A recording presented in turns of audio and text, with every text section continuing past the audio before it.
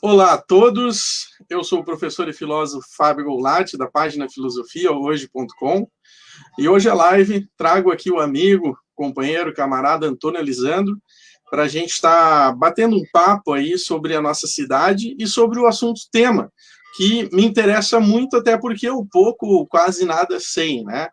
Agricultura urbana e também sobre a questão da água, né? O DEMAI, o nosso Departamento Municipal de Água e Esgoto aqui de Porto Alegre, a qual o Elisandro tem toda uma história aí construída. Então, para a gente ir iniciando aqui, enquanto a live ela vai aquecendo, né? Ela vai ganhando corpo aí nos seus primeiros minutos. Você que está assistindo já pode deixar o seu comentário, que a gente também, em determinados momentos, vai estar lendo aqui e respondendo. E, principalmente, a principal ajuda que eu peço aí para vocês é para estar compartilhando, né? Hoje tem uma ferramenta muito bacana, tá? Do Facebook, que é vocês compartilharem nos grupos. Então, no celular é muito fácil, vai ali, começa a compartilhar nos grupos, e isso, vamos dizer assim, traz muita gente bacana para participar aqui da live com a gente. Porque o grande trunfo das lives é a participação do público. É o que diferencia a live dos vídeos gravados. É a gente poder estar participando aqui online, certo? Então, vocês já me conhecem, né? Sou professor, sou filósofo da rede municipal, estadual, e no momento estou como aí pré-candidato a prefeito, embora também estou me preparando para vice, para vereador, para aquilo que for necessário para melhor ajudar aí a minha cidade, tá? Na live de hoje eu tenho um convidado muito importante para nos fazer refletir sobre esses assuntos que eu falei ali anteriormente, que estão super alinhados com as necessidades do século XXI, né? Água, saneamento, agricultura urbana, tendências que estão sendo discutidas em todo o mundo nessa nova década. Vai participar aqui com a gente o Antônio Elisandro, que é ex-diretor-geral do DEMAI. Para quem não é de Porto Alegre, o DEMAI é o Departamento Municipal de Água e Esgoto aqui da nossa cidade. Ele é engenheiro agrônomo, é pré-candidato a vereador e é presidente do PSB de Porto Alegre, partido pelo qual eu também faço parte, tá?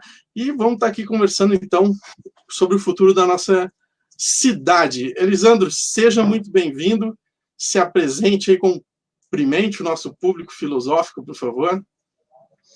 Boa noite, Fábio, satisfação aí estar contigo nesta live, neste ao vivo, mais portuguesadamente dizendo, conversar contigo, com os teus amigos, com os amigos das nossas redes também. Sabe que hoje tem muita live, né? E algumas pessoas já estão até saturadas e tal, mas eu acho que é uma tendência, né? Porque como nós estamos com dificuldade de estarmos ao vivo presencialmente, né? É natural que as pessoas queiram estar cada vez mais ao vivo na internet, né? E o grau de interação aumenta e ele fica disponível. Então, eu te cumprimento por esta iniciativa, todos nós estamos nos adaptando. Tu já era uma pessoa que vinha há mais tempo, né, já se organizando nesse sentido, né? Essas ferramentas estavam disponíveis, na verdade, né? Mas com certeza, né, aumentou muito significativamente a procura, né, por aplicativos de videoconferência, de lives nesse período da pandemia. Então, eu te saúdo por isso, pela tua disposição, né, de estar conosco em vários processos, né, pela tua disponibilidade de militância, como tu se apresentou, né, de estar à disposição para a cidade em vários sentidos, tanto na linha de assumir compromissos, tarefas, né, mas, enfim, também, né, de fazer o bom debate, como estamos aqui, né, e te agradeço pelo convite, né, estamos à tua disposição, e além daquilo que tu disse, eu sou natural do interior do estado, né, faço questão de dizer que nasci lá no município de São Chico de Assis, minha infância no município de Jaguari, meus pais moram lá, são ainda agricultores, pequenos agricultores, agricultores familiares, hoje aposentados rurais, né, mas também tiram o seu sustento da terra e, né, hoje nos acompanham também nas redes sociais. A minha mãe é um barato, ela põe vários coraçõezinhos aí pra gente, né? Ela está acompanhando, dia 30 agora faz 7,3, a dona Nair, e essa é a nossa origem, então, de fato, muito ligado à agricultura. E aí tu me corte, né, porque senão a nossa live fica muito longa, né, mas vamos ouvir. Eu sei que tu tem um roteiro, né, então tu é um cara que está organizado, fazendo as tuas lives, né, com organização, com planejamento, buscando manter uma periodicidade. Eu acho que é isso aí, né, esse é o caminho, debatendo conosco propostas para a cidade, né, nós temos esse processo aí que juntos, né, estamos construindo, chamado Pense Poa, né, quero te cumprimentar e te agradecer por toda a tua dedicação, o Fábio, ele chega a ser positivamente ansioso, né, ele é muito organizado em termos de planejamento, de execução, e isso é ótimo, porque vindo de um filósofo, né, quer dizer, ele não fica só no pensamento, na concepção, né, mas também, né, na perspectiva da materialidade, né, de executar as coisas. Então é muito bom ter estado contigo, tem sido muito produtivo, né, e esperamos que a gente tenha coisa muito positiva pela frente, né, aproveitando as oportunidades que esse momento difícil, né, duro, tem aí, né, paradoxalmente nos proporcionado, né, em termos de dor e de oportunidade. Satisfação.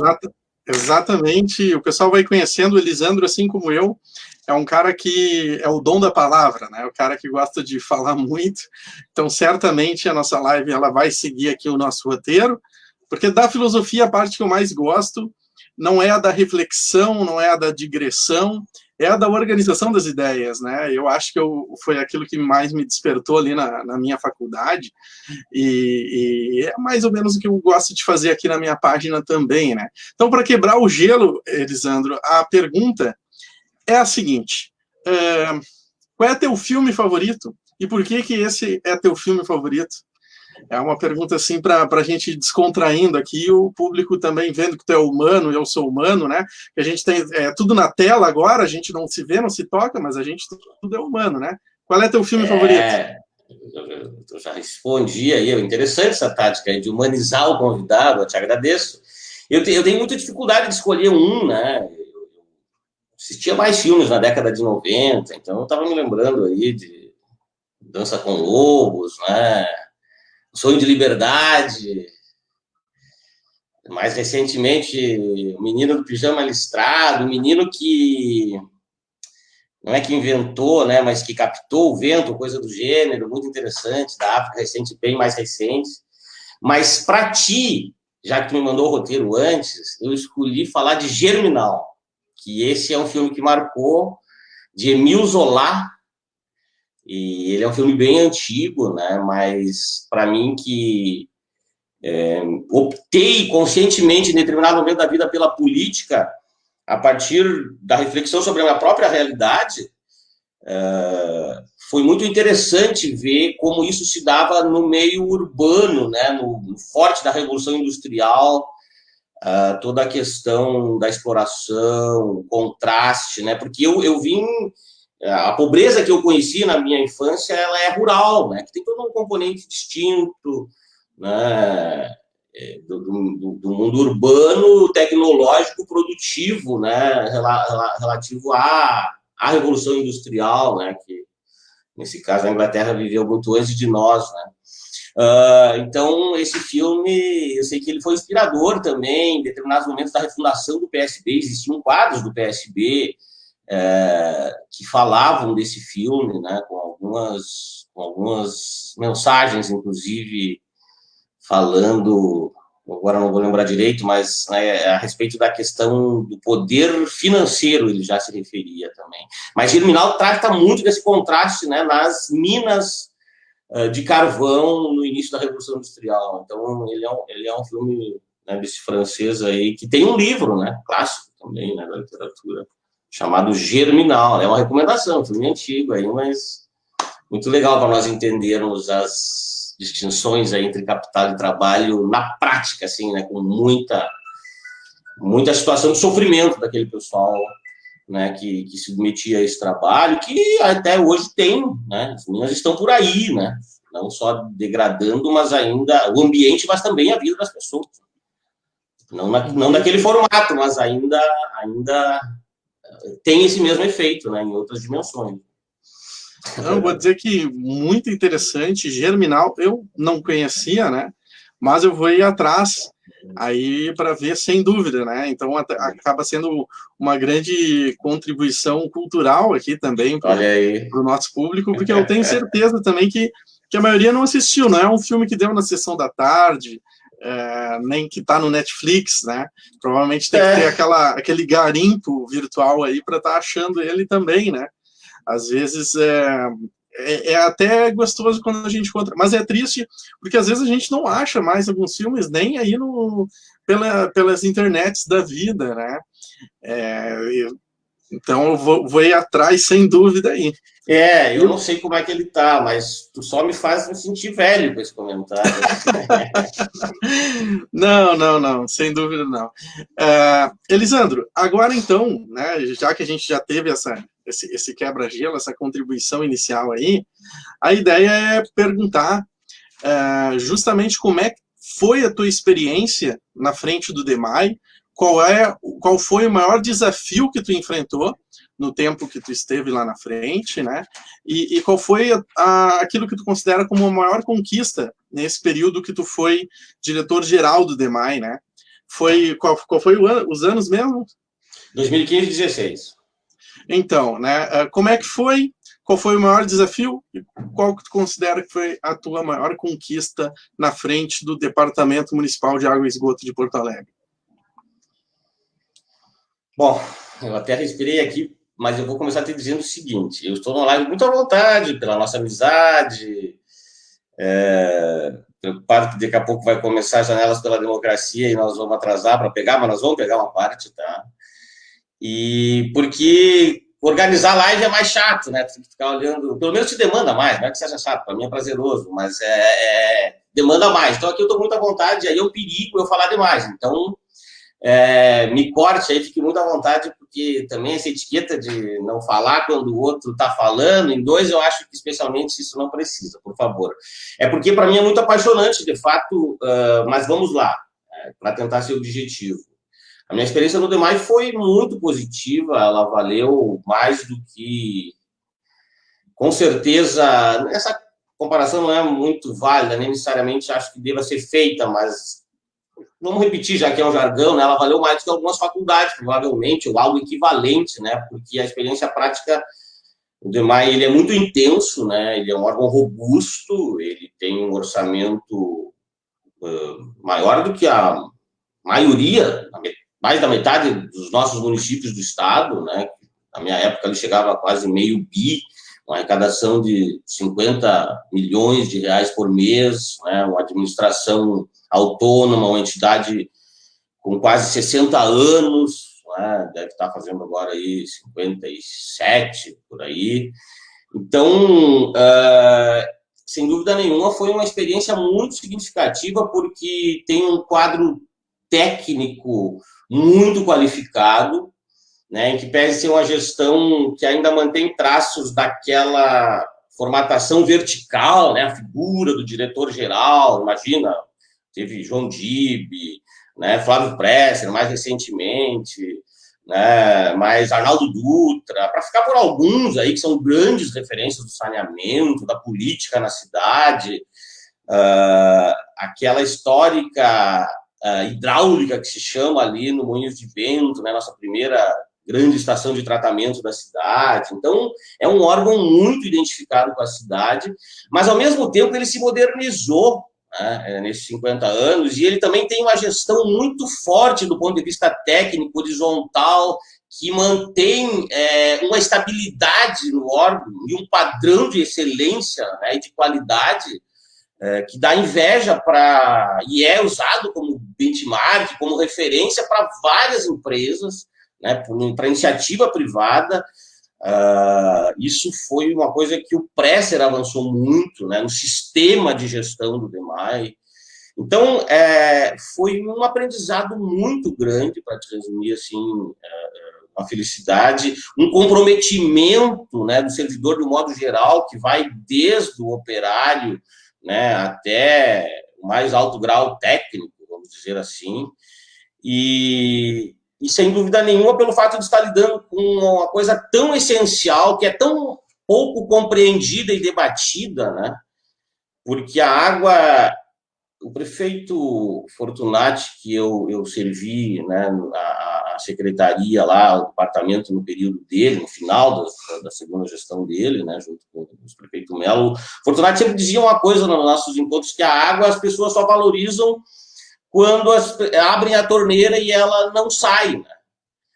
Porque ele é considerado um recurso muito básico e que me dói, me entristece, me machuca um pouco. Eu sei que as pessoas não têm culpa nenhuma de falarem assim, mas há um sentimento generalizado de que, bom, a água é o serviço mais básico e essencial antes da energia elétrica. E por isso as pessoas pensam assim, bom, se o poder público não me der nem isso, então então, o poder é o sinônimo, o atestado da incompetência e da falência do setor público, especialmente para aqueles que já não têm simpatia, né?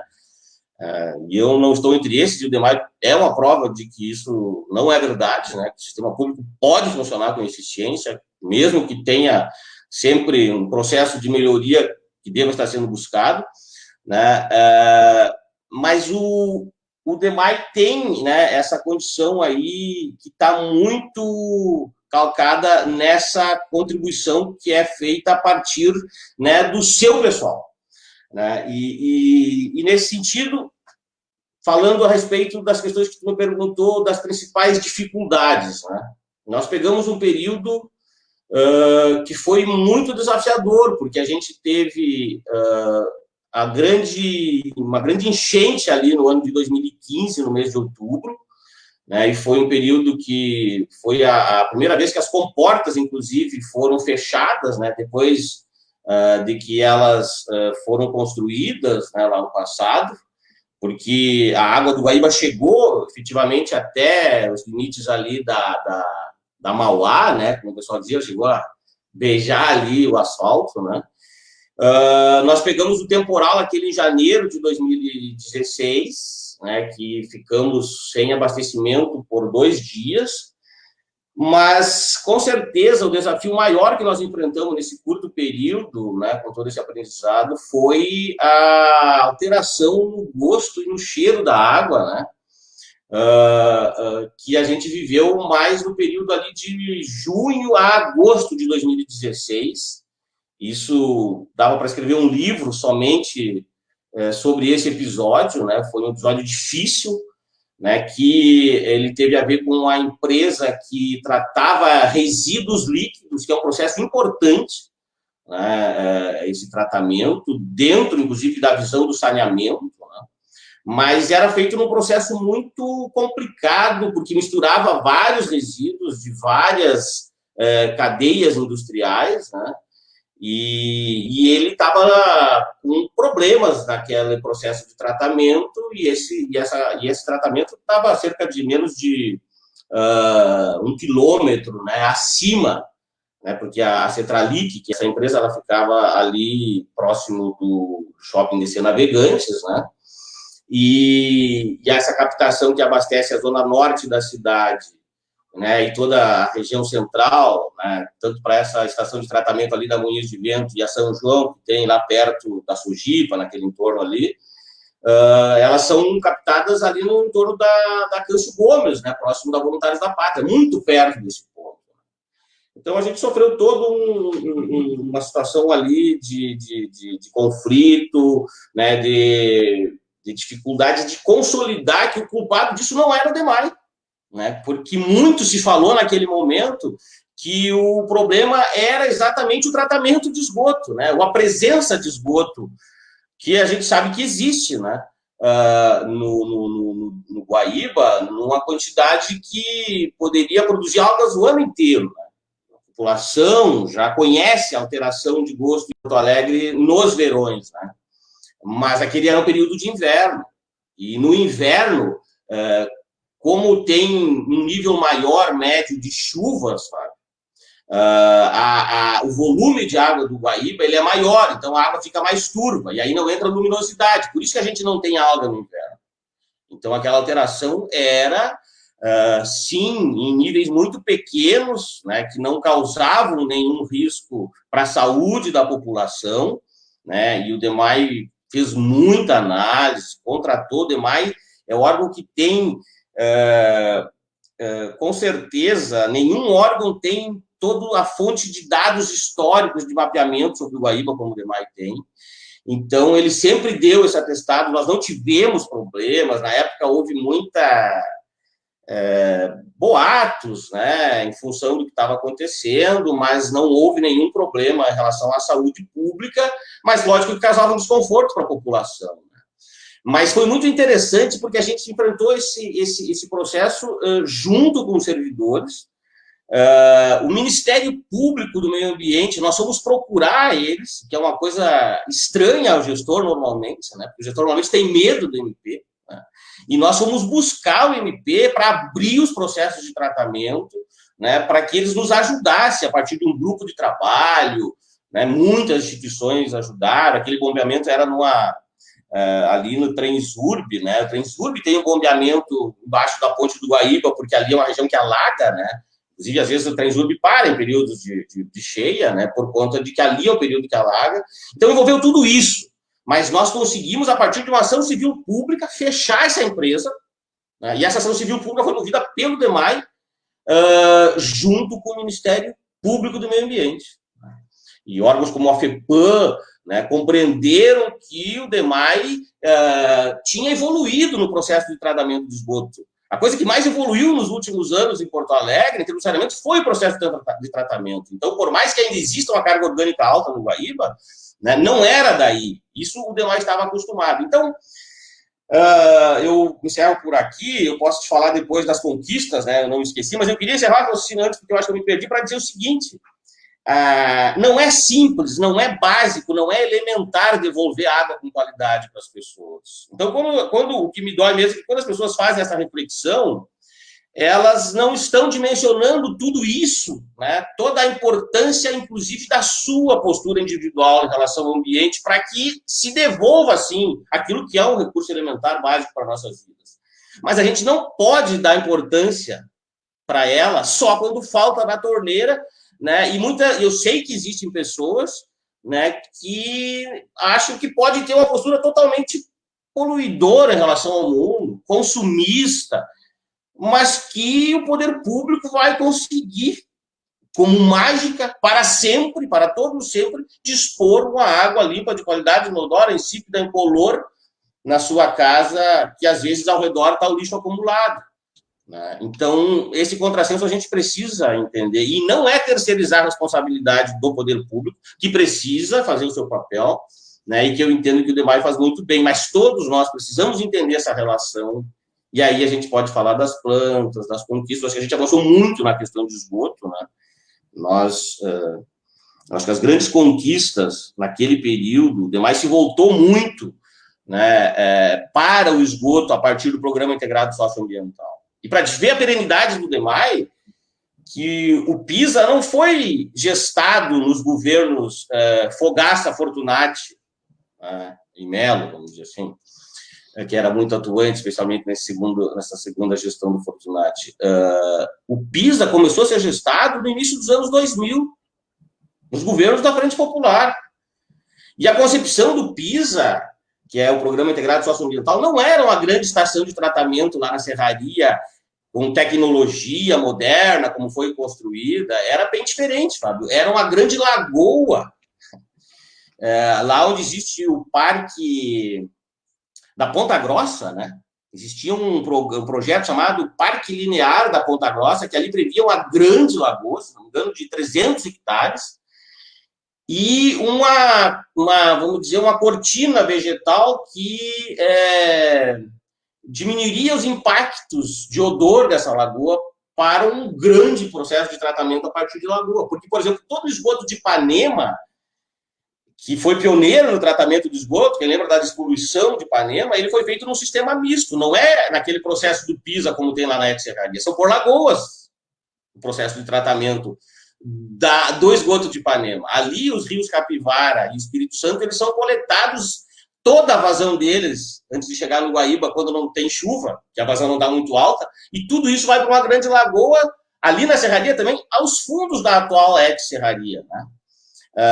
Então, o DEMAI se organizou com muito tempo nos últimos anos para avançar em termos de esgoto. E o que a gente fez, que aí eu encerro mesmo, né, sobre conquistas para te falar. Nós tivemos o maior nível de tratamento de esgoto da história da cidade no ano 2015, quando a gente chegou a 66% de tratamento de esgoto em relação ao volume produzido na cidade, medido nas estações de tratamento, porque foi o primeiro ano que a estação da Serraria começou a funcionar, a grande obra do PISA começou a funcionar, de fato, a pleno vapor, que ela foi liberada depois de toda uma discussão para funcionar.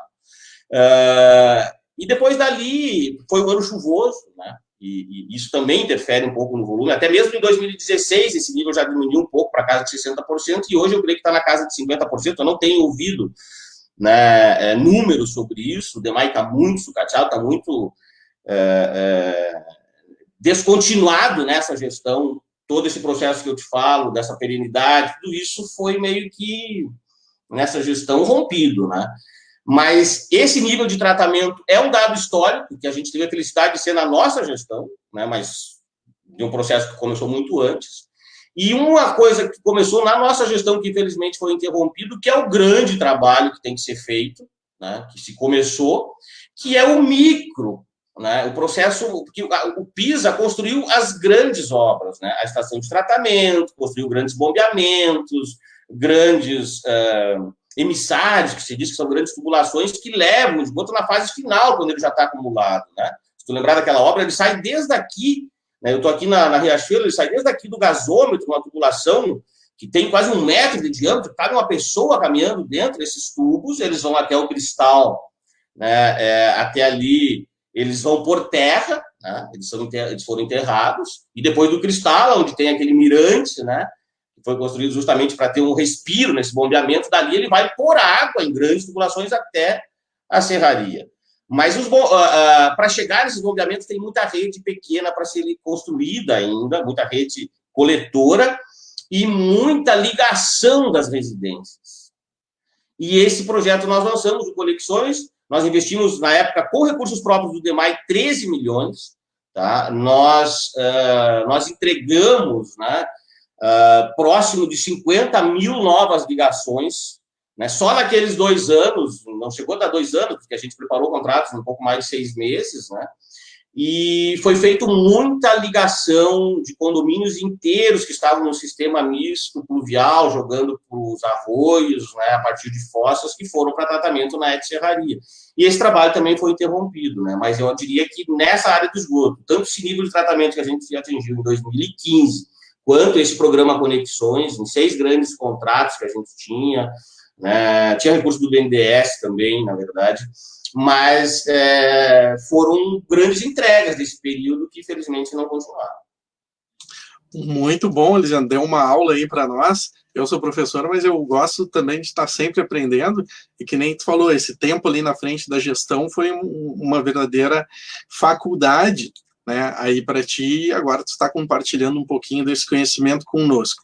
Acabou que, de certa forma, tu já foi respondendo algumas das perguntas subsequentes, né, de, por exemplo, como o DEMAI está, mas, assim, eu me lembrando desse episódio que tu contaste ali da água, eu me lembro de alguns personagens que apareceram, né, em toda aquela história.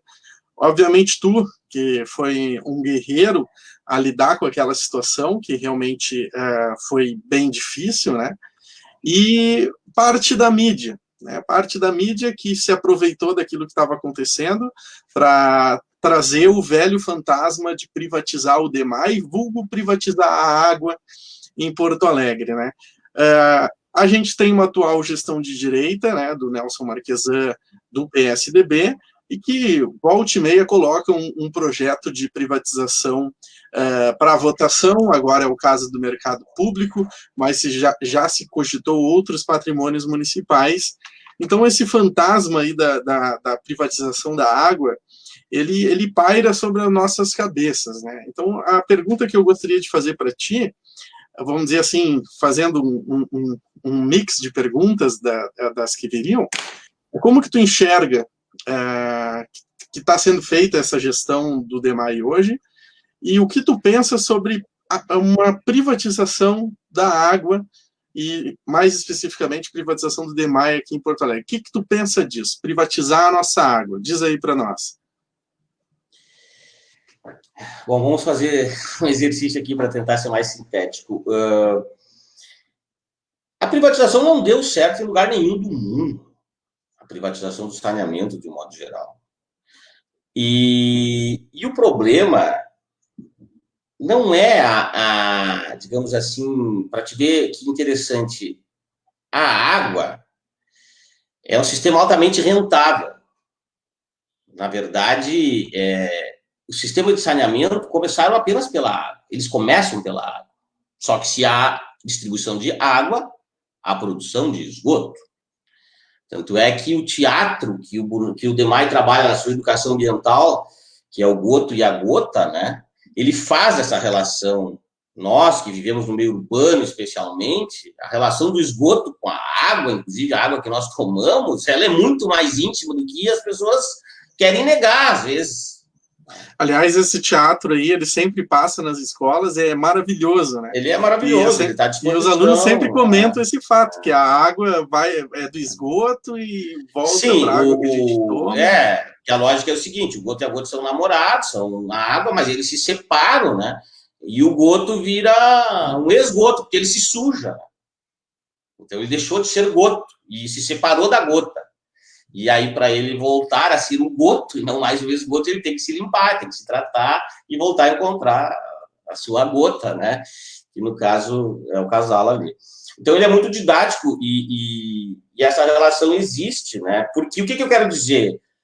Como as estruturas de água estão todas prontas, é um processo que, se eu separar, né, a demanda de investimento no esgoto com a demanda de investimento em sistema de tratamento de água que existem, né? É claro que cada vez mais a gente precisa também investir em processos de tratamento de água, porque cada vez os mananciais estão mais poluídos, né? Aliás, Porto Alegre se voltou muito nos últimos anos para o esgoto, e o DEMAI precisa se voltar mais também para a água, né? Poderia falar sobre as nossas ETAs, né? Lógico que tem gente muito mais preparada que a gente, mas a gente também conheceu bastante sobre isso, e elas precisam de melhorias e de atenção. Mas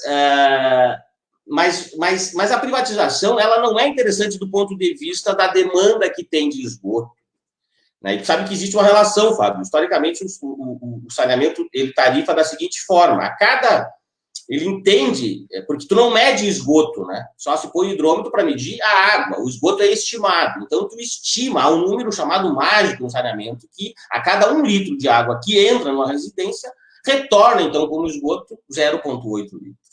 E, portanto, a cobrança que existe do saneamento, do esgoto em relação à tarifa de água que é medida, é sempre 80%. Portanto, se eu separar na gestão financeira de uma instituição que presta serviço essa questão da água e do esgoto, a receita do esgoto ela é 80% da receita da água.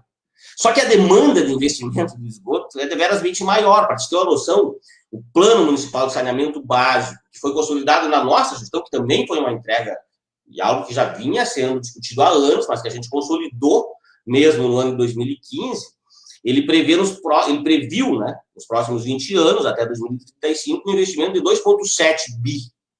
1,7 é em esgoto e 1 bi em água. Para te ter uma ideia, o PISA foi um investimento de 700 milhões, aproximadamente.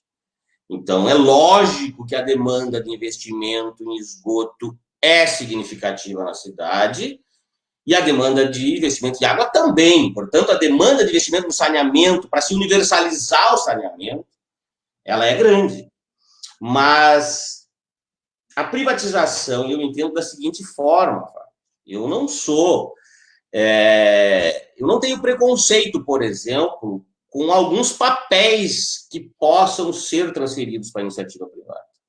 Veja que o DEMAI já convive, no meu ponto de vista, com graus de relação com a iniciativa privada. Primeiro, porque o sistema de operariado no serviço público diminuiu muito nos últimos anos. Portanto, o DEMAI também diminuiu o número de serviços que fazia com seus funcionários próprios. E passou a ter mais técnicos, gestores de contrato, e a terceirização, por exemplo, dos serviços, já é uma realidade que o DEMAI convive há tempos. Eu não vejo problema nisso. Acho que pode conviver bem, mediante alguns controles, né, mediante né, uma gestão de contratos, uma fiscalização, controle social e atividades que sejam complementares. Não vejo problema, por exemplo, da segurança, em parte, como já é, né, terceirizada, portarias, e tem serviços de análise, por exemplo, como o DEMAI não faz, tem uma série de serviços. Aliás, por exemplo, e aí vem, por exemplo, além da terceirização, eu poderia discutir as PPPs, né? Seria um outro nível, que o DEMAI já tem também. Né? E aí existem vários níveis de PPPs. Né? Tem PPP patrocinada, PPP administrativa, são níveis diferentes. Por exemplo, eu gosto dos contratos de performance que existem no saneamento, que foi uma forma que a Sabesp achou para enfrentar os problemas de perdas de água na capital, enfim, em São Paulo, porque a Sabesp teve muito dos recursos nos últimos tempos investidos nas grandes captações, né? Porque ele teve aquele problema no sistema Cantareira, de falta d'água, né? Sofreu a cidade. A Sabesp é o grande modelo, talvez, de saneamento no Brasil. É um sistema misto, né? É uma SA, né? Mas, tecnologicamente, a Sabesp é uma grande referência e sofreu muito. Então, eles acharam recursos para investir em perdas nos chamados contratos de performance. Eles remuneram empresas contratadas conforme a redução do nível de perdas, por percentual. Né? Tu estabelece metas de redução por região e remunera em função disso. Eu acho um contrato interessante. Né? São formas boas de se trabalhar. Agora, eu não acho razoável entregar receita para a iniciativa privada, arrecadação, faturamento, né? E a gestão central. Bom, o DEMAI já discutiu, quando eu entrei, estava discutindo, por exemplo, chamada locação de ativos, são formas de PPPs. Agora, esse governo está discutindo mais que tudo isso, ele está discutindo conceder os serviços do DEMAI. Ele quer transformar o DEMAI numa agência de regulação, porque o DEMAI ele é uma autarquia, então ele pode regular, tanto é que o DEMAI não tem uma regulação terceirizada via GERGS, via Procinos. O DEMAI ele meio que se autorregula, porque ele emite as normas também a partir da legislação. Né? Existe uma lei, a 170 de 87, que é a base de todo, né, esse processo de comercial, do DEMAI, de instalações, de sanitárias, etc. Mas ele tem poder de polícia, né? Então, ele é uma autarquia, ele pode chegar às pessoas, por exemplo, e multar quem já tem e deve multar, né? Infelizmente faz muito pouco, também é uma estrutura que com o tempo foi sendo desativada, né? Porque onde já tem a rede que leva para tratamento, né, nas estações e a pessoa não se ligou, ainda está no misto, o DEMAI pode chegar lá, colocar o corante no vaso, ver onde é que sai, né, e multar. E isso, então, ele pode regular, e é isso que o governo quer, conceder todo o saneamento. Se depender desse governo, a reeleição do Marquesão representa muito isso, se ele conseguir maioria na Câmara, porque nesse governo ele não conseguiu, porque ele começou muito mal, muito atrapalhado. É evidente que o Marquesão, do terceiro ano de governo para cá, ele melhorou algumas relações com a Câmara, reviu algumas posturas, no meu entendimento, e ele, na verdade, quis privatizar o DEMAI sem olhar para o DEMAI, sem entender, pegando discursos, pensando alguns elementos do Plano Municipal de Saneamento, sem considerar que é um projeto de 20 anos, que o DEMAI... Imagina, o DEMAI tem na lei, né, a previsão de investir 15% da sua receita. Aí tu imagina, um órgão que arrecada aí 500 a 600 milhões por ano, né, ele não investe os 15%, sinceramente, de média, mas ele se aproxima de 10%. Então, tu veja que um órgão que consegue investir 70 milhões por ano na casa de 20 anos, ele consegue por si só com os seus recursos próprios, né, investir 1 bilhão e 400, então. Né, ele tem uma demanda de 2,7 bi, sim. Né, então, ele não consegue sozinho. Ele precisa ir atrás de financiamentos, como foi com o PISA. Né, ele precisa discutir formas de parcerias, como pode ser para enfrentar, por exemplo, as perdas. Né, Fábio? A média de perdas de água tratada nesse Brasil é de 40%. É muito dinheiro indo fora. Porto Alegre apresenta indicadores menores, na casa de 20%, mas há controvérsia, sinceramente. Então, é muita perda. Isso seria água tratada indo fora, realmente, sim, ao longo do sim. sistema. Isso. Nossa, é um dado Sim. que, assim, que eu nem imaginava e que ele A é média de perdas no absurdo, né? Brasil é 40%. É 40%. Porque muito se Daquilo fala em que... conscientizar o consumidor final, né, em não desperdiçar a água, e tu tá me falando que 40% na rede vai se perdendo. Porto Alegre um pouco menos, mas a nível nacional é bem É, assustador, né? sim, sim. É muita perda. Elas precisam ser enfrentadas. O saneamento é muito complexo. Né? Tu vê que, ainda mais pegando um falador como eu, a gente ficaria aqui várias horas. É, mas as pessoas precisam entender. Porque, historicamente, aquele discurso que enterrar cano, né, não dá voto, ele até, os ditados populares, eles fazem certos sentidos, mas ele não é pleno, porque, na verdade, é mais complexo que isso. E se enterrou muito cano desnecessário, se fez muita coisa errada na história do saneamento. Só que as pessoas, uma coisa que eu sempre disse, o OP, por exemplo, que era uma grande referência de participação popular na nossa cidade.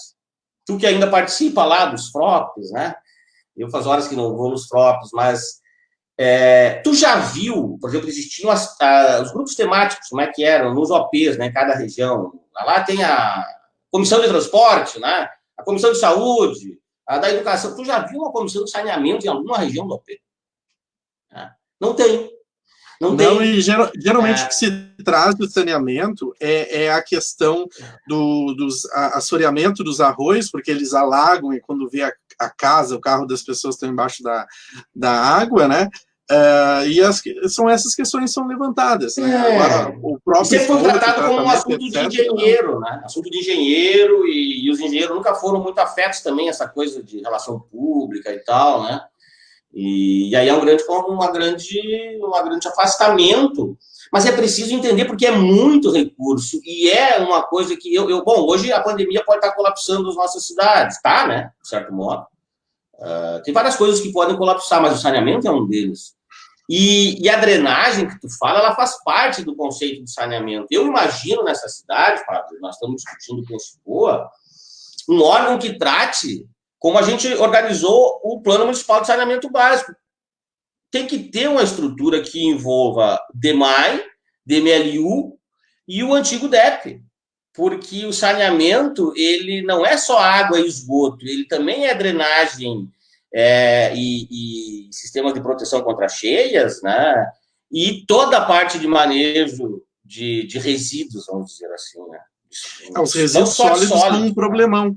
Se tu vai, por Mas exemplo, nos arroios, muitas vezes o resíduo sólido ali no arroio acaba gerando esse entupimento e zonas de alagamento que são conhecidas na cidade de anos. Eu lembro que tu morou no Maitá, ali é uma situação, Maitá, Navegantes, Sarandi, eu morei muito na Zona Norte, lá no Rubem Berta, dependendo da chuva, tu já sabia por quais ruas não seguir.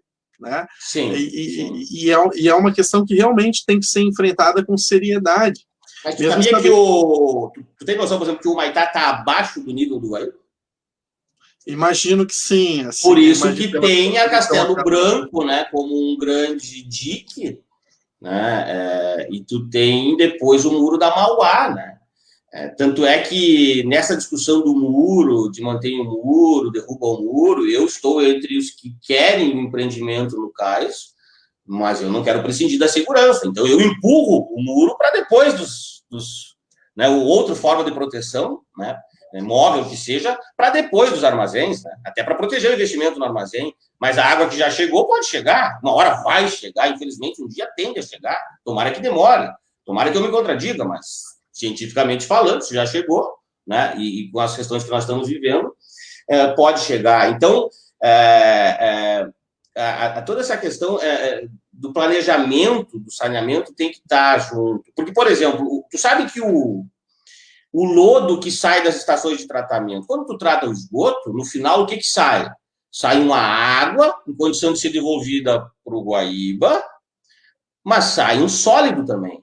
Né? Ele é centrifugado, ele é decantado, é um material que, né, ficou sólido, teve a remoção preliminar de resíduo sólido também, que sai das estações de tratamento, porque as pessoas jogam vários sólidos, e há muita interconexão entre a questão da drenagem e do esgoto sanitário, porque tem lugares que não tem rede de drenagem, mas tem do DEMAI, então as do DEMAI também servem como drenagem, né?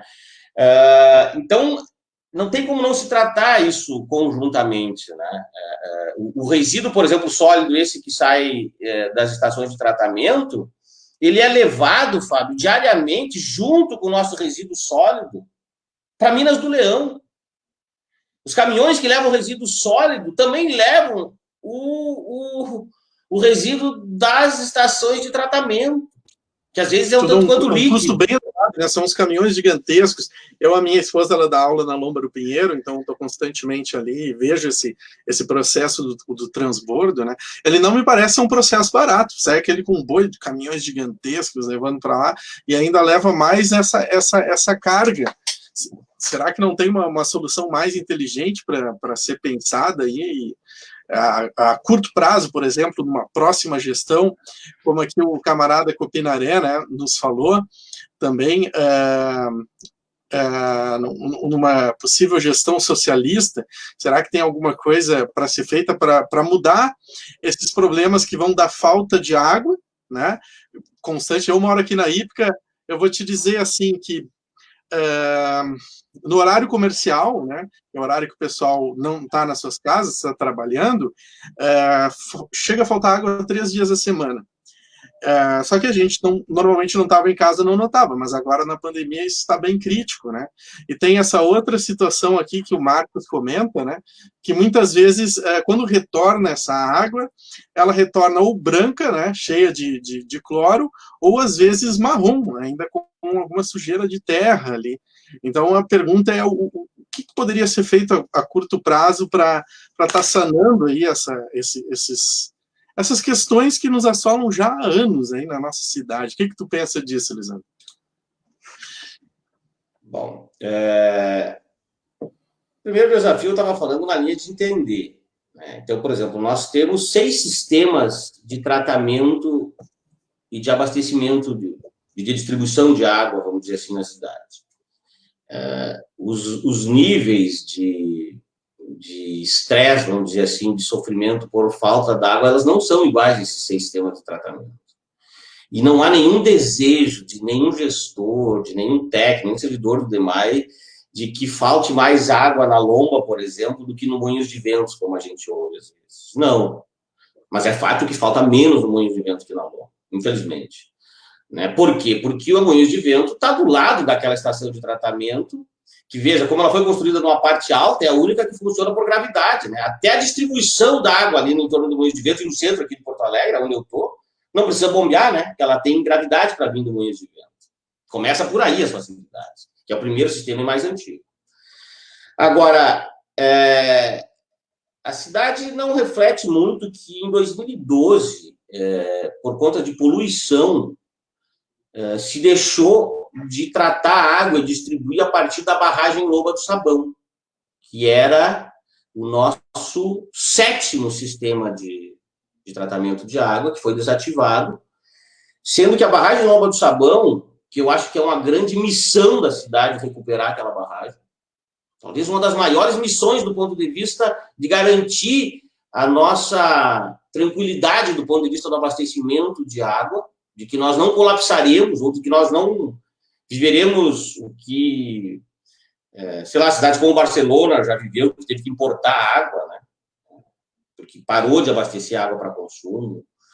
De nós viver o que a cidade do Cabo viveu ano passado, que chegou a marcar dia para parar o abastecimento completo, mas que felizmente, né, acabou o dia 0, como eles estavam chamando, não acontecendo, porque eles evitaram de tanto que eles pouparam, né, racionaram a água. Mas a grande missão seria nós recuperarmos a barragem Lomba do Sabão, porque ela é o único reservatório significativo alternativo ao Guaíba que nós temos, que foi construído justamente para isso, lá no Parque Saint-Hilaire. Então, em 2012, a barragem Lomba do Sabão foi desativada por problemas de poluição.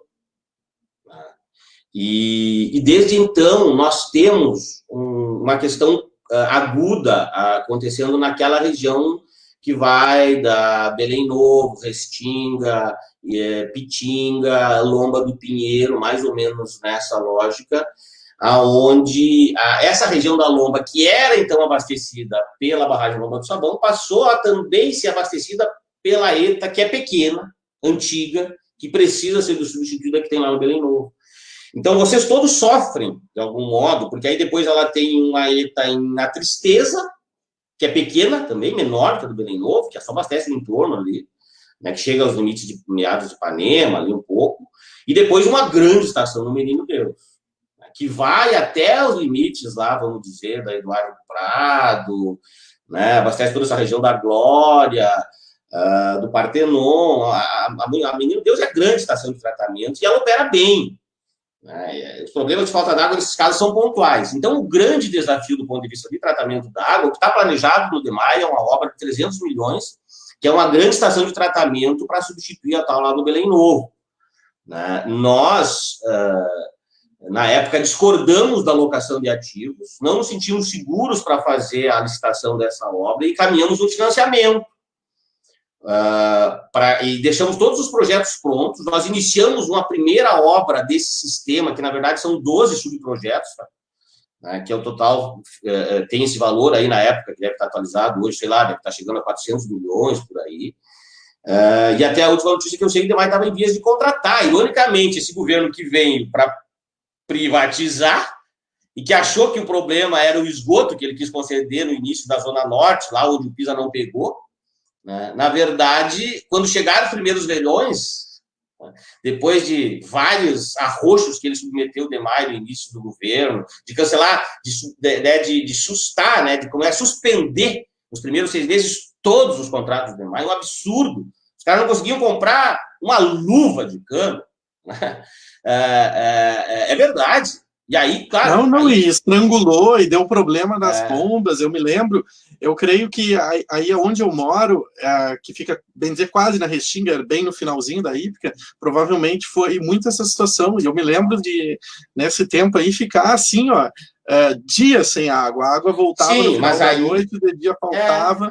E daí, como eu estou no sindicato dos municipários, o que se comentava era isso, que não se tinha dinheiro para fazer os reparos básicos, né? Sim, e que tudo apontava para aquela velha ação sucatear para vender barato. Né? Que o DEMAI tem um chamado Plano Verão. Como ele opera no limite, especialmente esse sistema que pegou, então, Belém Novo, pegou aquela região da Boa Vista, ali indo para o lado do Lami, que vem para o lado da Restinga até chegar a Lomba. Para te ver uma ideia, ela se encontra com a Menino Deus na parada 4 ou 6 da Lomba, ali no início. Isso aí que tu falaste, eu creio que é umas 250 mil pessoas se bobear, né? Só na Restinga vai para 60 mil. Mas a que mais sofre é a Lomba, né? Porque a Lomba fica na ponta do sistema, é a última a ser abastecida. Imagina o transporte da água, quanto se gasta de energia também para levar, né? E, aliás, bombas elétricas, né? Bombas elétricas. Sim. A obra que nós fizemos, Fábio, que foi a primeira grande adutora, que se chama, que foi até a estrada Darcy Pereira Pose, que tem ali perto entre Belém Novo e Restinga, ali tinham 2 Scanias, que davam enormes problemas no verão, porque operavam capacidade máxima a diesel, tá? Que é um horror, toda a logística, roubavam óleo, diesel, poluía, estragavam, que na verdade eram para jogar apenas pressão na bomba, né? Desculpa, pressão na tubulação, para aumentar a vazão para a água chegar até a Lomba do Pinheiro. Né? E aí, com essa adutora que a gente construiu, que foi um dos primeiros, foram 34 milhões que a gente licitou no final do governo Fortunati, já saindo, e que essa adutora já tá em carga, que eu saiba, né? E tanto que foram aí desativados esses 2 motores a diesel, né? Mas a que sofre mesmo é a região da Lomba, né? É de fato ali a mais aguda, assim, que mais sofre. Agora, claro, vocês na Ípica têm questões, por exemplo, peculiares, né? Ali tem vários condomínios que foram autorizados sem reservatórios nas residências. Eu não sei como é que é a tua casa. Entra aqui no caso no que o Copinaré fala, né? Que, por exemplo, a questão das contrapartidas. A Ípica, há 10 anos atrás, era mato, literalmente, e hoje talvez a gente tenha aqui em torno de 20 mil pessoas, e não para de crescer. A própria construtora, tem uma construtora aqui, a Tenda, né? Ela entregou 5 mil pessoas ano passado e está fazendo mais 5 mil apartamentos aqui. E se multiplica isso, já é 20 mil pessoas a mais que eles vão colocar no município, no bairro, né? E a contrapartida ela parece que não está à altura, inclusive nessa parte do saneamento. Eu acho que isso vem ao encontro aqui do que o Copinaré coloca, né? Como é que a prefeitura poderia responsabilizar também essas construtoras de condomínios e loteamentos aí, para que elas deem como partida também na questão da água e esgoto, né? Mas elas são exigidas, viu? Elas são exigidas. Primeiro que toda a rede interna, né, e eventualmente conexões, inclusive nas vias públicas, o DEMAI solicita para o empreendedor. Eu posso te dizer que, por exemplo, eu estou acompanhando o empreendimento da Tenda, se não me engano, ali na Restinga, junto ao pessoal da cooperativa habitacional da Figueira, tá? Próximo daquele... Tem um atacado, um mercado grande ali na Restinga, quando a gente entra na João Antônio Silveira à esquerda, ali tem uma cooperativa habitacional do lado e tem dois empreendimentos. Não, meio laranja, eu acho, né? Mas eu não lembro bem a cor. Mas, enfim, ali, por exemplo, eles estão exigindo uma contrapartida de uma pequena rede que vai conectar, inclusive, o esgoto da própria cooperativa, que hoje é uma fossa coletiva, que era autorizada no passado, também é um problema, né, que hoje não se autoriza mais, né, no próprio condomínio. E ali eles vão conectar, então, com um coletor que tem ali, que vai levar para um bombeamento, que tem ali na Restinga, e trazer para a Ex Serraria. Então, é que, na verdade, não são só contrapartidas, né? Existem também, por lei, as mitigações, né? Existem as compensações, né? Existem pelo menos essas 13, talvez mais alguma, que são exigidas, né, por lei. O serviço público tem obrigação, inclusive, de exigir essas contrapartidas, né? E elas são, só que, eventualmente, elas são destinadas para projetos coletivos também na cidade. Vamos ver, por exemplo, assim, o município está fazendo uma grande concentração de energia para fazer a duplicação de uma avenida, por exemplo. Então, eles concentram, às vezes, essas contrapartidas todas nesta prioridade. Por isso que, às vezes, também a gente não vê a contrapartida sendo investida na própria comunidade. Por exemplo, a Lomba do Pinheiro, que tem lá uma espécie de um plano diretor local, que é uma lei da operação consorciada da Lomba do Pinheiro, chamada Lomba do Futuro, que é uma espécie de uma segunda camada de plano diretor. Lá na Lomba, os investimentos têm que fazer as contrapartidas na região. Mas não são todas as regiões da cidade que avançaram, né, numa lei específica, né, do que eles chamam de operação consorciada, né, em relação ao planejamento urbano. Então, tem isso também que deve estar acontecendo. Mas, em relação às partículas que alguém falou, quando se faz eu não me lembro, acho que foi o Marcos, né? Marco da Rosa, né? Ele está perguntando aqui também sobre a qualidade, né? Olha, a questão de quando há intervenção na rede, e elas são várias, sim, é inevitável que depois, né, quando tu mexe na rede, ela vai provocar alguma arraste de partícula depois, né? Porque as tubulações, elas se estabilizam. As tubulações de ferro, elas têm esclerose, como veias, né? Elas acumulam, mas elas estabilizam. Tá? Por isso que, né, estamos aqui muito à vontade.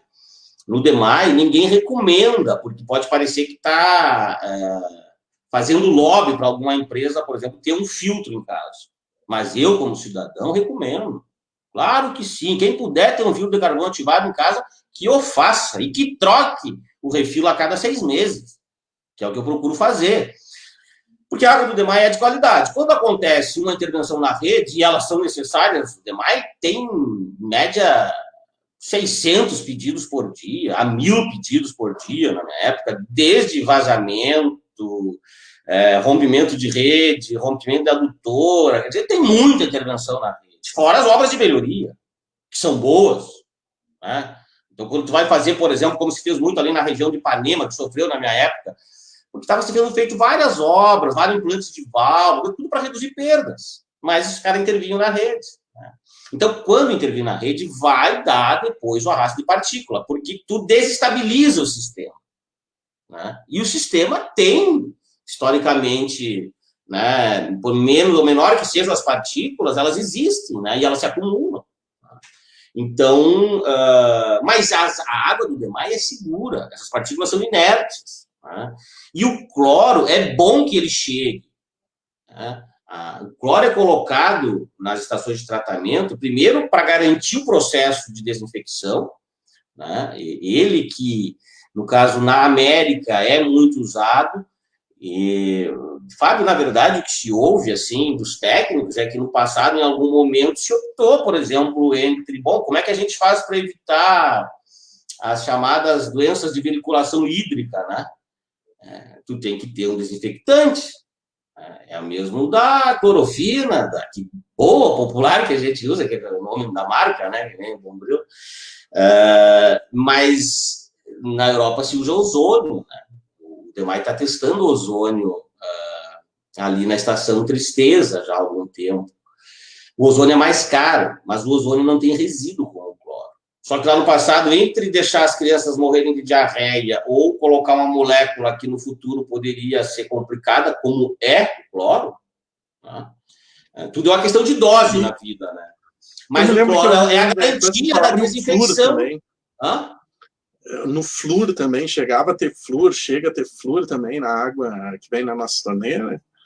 Sim, pois é. O flúor é por legislação que é colocado. A legislação do flúor precisa mudar no Brasil. Porque o Jair Soares se orgulha de dizer que foi ele que é o autor, se não me engano, dessa legislação, ou foi no governo dele que isso começou a ser executado, mas que a questão da dentição melhorou, né? A partir da obrigatoriedade dos órgãos de tratamento colocar flúor na água. Só que hoje, o grau de problemas, né, de casos, né, de questões envolvendo a saúde bucal é muito menor que na época. E, portanto, hoje não há mais necessidade dessa presença toda do flúor. No Uruguai, por exemplo, o flúor é colocado no sal, né? Não é na água.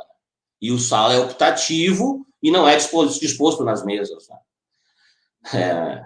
É uma relação assim. É uma questão para se pensar, porque afinal, um novo século, as necessidades não são precisamos outras. De flúor, nós podemos tirar colocar o flúor, isso. Botar o ozônio. Sim, são coisas distintas, né? São coisas distintas. O flúor é colocado apenas para a melhoria da saúde bucal. Foi isso que se justificou implantar o flúor, que mesmo em baixíssimas doses também é uma molécula complicada. Tá? Os químicos são complicados, toda essa relação com a questão cancerígena e das doses, né? O que é uma dose segura? Tudo tem doses, né? Pequenas doses, bom, não vai fazer mal, mas se acumular no organismo, se tu tiver, né, uma ingestão muito grande, ele pode sim ter problemas. Mas, do ponto de vista daquilo que poderia ser o principal problema, que o DEMAI não recomenda, e eu me associo a ninguém beber água de fonte, porque as nossas fontes estão contaminadas, a nossa água está muito contaminada. Né? Então, isso são poucos os lugares seguros, porque as cidades estão impactadas pelo esgoto, né, pelo resíduo químico, industrial, o meio rural está impactado muito pela carga orgânica da produção intensiva, né, especialmente de animais.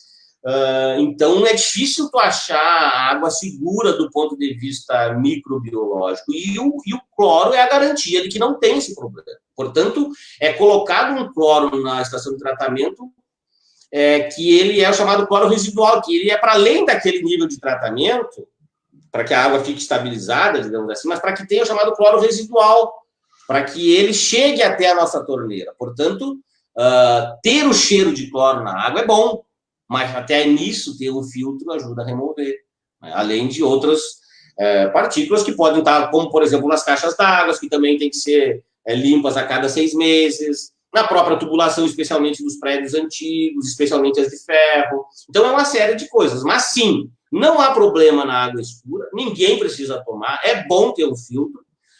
E bom, cheiro, gosto são coisas diferentes. O problema de cor, em geral, ele é menor. A própria cor esbranquiçada, às vezes, tem a ver com a presença de cloro. Né? Então, é só deixar ela sentar um pouquinho, como a gente diz, né, parar ali uns 30 segundos, que nesse caso da cor esbranquiçada deve sair seu pó, né? Mas não é agradável, claro, ninguém vai tomar água com gosto de terra ou com terra, mas esse é o menor dos problemas. Agora, se tiver gosto e cheiro, se for no verão, tudo indica que seja alta, no caso de Porto Alegre, né, actinomicetos, que são fungos, etc. Mas se tiver gosto e cheiro no inverno, aí tem que ver, porque isso não é comum. Elisandro, assim, então, a próxima pergunta é meio que um sonho, tá? Porque, assim, por exemplo, eu gosto de dizer, pelo menos, eu sou da terceira geração que minha família já é aqui de Porto Alegre, né? Então, por exemplo, o meu avô contava que ia de carroça ali no gasômetro e tomava banho ali no final de semana. O meu pai conta que eles vinham de Sinca-Xambó ou Sinca-Jangada e tomava banho nas praias de Ipanema ali. E eu já sou um cara que não vi nada disso, por causa da poluição do Guaíba. Ao mesmo tempo, a gente vê aquela orla revitalizada e às vezes 40, 42 graus no verão, aquele rio maravilhoso ali, e a gente sabe que não pode entrar por causa da poluição. Na Europa, a gente viu rios muito mais sujos, por exemplo, o Tâmisa, né, que por causa da Revolução Industrial, a água se tornou um veneno, literalmente falando, o próprio Sena em Paris, e esses rios foram revitalizados, né, foram limpos, foram despoluídos. O Guaíba não é o rio, eu sei que tem essa questão aí que complica bastante para a gente falar em limpar ele.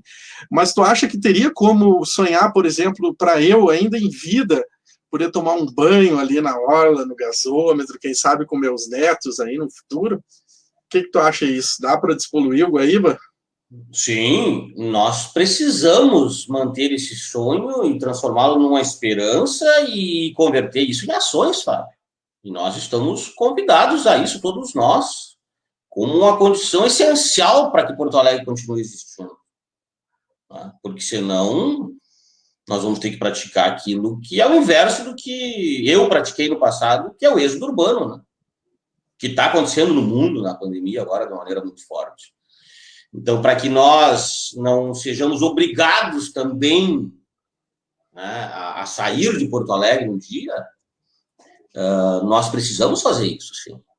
E claro que é possível. E eu te dou algumas notícias positivas, como, por exemplo, eu não tenho mais dados agora, atuais, provavelmente, tristemente, o DEMAI, nem sei se está fazendo isso, provavelmente não, tudo indica que não, mas o DEMAI media, por exemplo, em vários pontos, né? Ele não mede só, todo dia o DEMAI faz 300 amostras nessa cidade, na rede só, mas ele também tem um barquinho que ele pega e ele vai dentro do Guaíba e coleta e fica monitorando a qualidade da água. E um parâmetro básico é a chamada demanda bioquímica de oxigênio, a chamada DBO.